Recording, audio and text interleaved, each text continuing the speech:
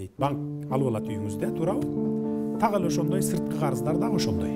Мамлекет менен мамлекеттин ортосунда келишим түзөт. Төлөй албай калсаң же бир күн кечиктирсең, анда могул проектини мен алам дейт. Мисалы ТЭЦ, түндүк түштүк жолу, датка кемийин деген. Ошолор калганбыз да баары мынакей, ушунун баары. Эгерде убагында төлөй албай калсак, анда башкаруу ошол тарапка өтүп кетет деп кол коюлуп калыптыр да. Азыркы сиз санап өткөн объектилерди. Мен санап өткөн объектилер ошондой. Андан башка деле, мисалы, алар жетпесе, андан башкасын дагы алганга укуктары бар да. Эми бул жерде мурдакы бийлик ошондой деп кол коюп койгон экен договорго. Келишимге ошентип кол коюлган экен да.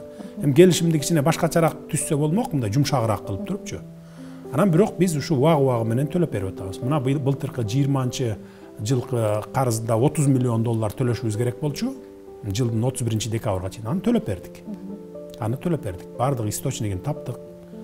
Ар жак бер жактан кылып атып төлөп бердик. Эми быйылкы жылкысын деле жеңил төлөп кетебиз жылдын аягына чейин деп бизде ишенимдүү өзүбүздүн булактарыбыз бар.